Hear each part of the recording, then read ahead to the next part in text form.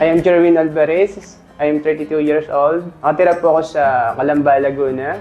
Dating empleyado sa isang malaking kumpanya rin. Isa po ako doong assistant warehouse supervisor ng almost 5 years. Nung nagtatrabaho ako noon, kasi panggabi ako noon eh. Natagalan ako sa panggabi. So, yung pagtulog ko noon naapektuhan. From night, tapos biglang magpapang-araw. So, yung transition noon, hindi ko kagad ma-adapt. Napakahirap. Na-discover ko to kasi kasagsagan ng pandemic noon. Ang nagkakatakutan talaga, kailangan malakas yung resistensya natin bukod nga sa tuloy-tuloy na panggabi yung schedule ko. Nagkakaubos na ng vitamin C noong time na yon. Halos lahat walang mabilihan. Nagkakaroon ng panic buying. Yung pinsan ko, meron siyang vitamin C, which is ito na nga yung Calbit C.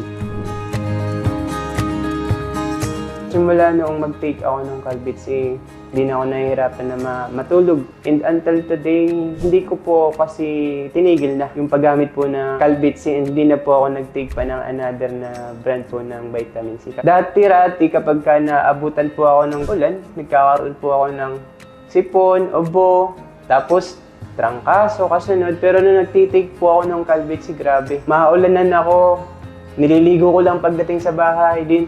Okay na po, hindi ko na po nararanasan yung dating inuubo-ubo ako, nagkakatrangkaso. Sobrang ganda po nung epekto sa akin ng Calbit C.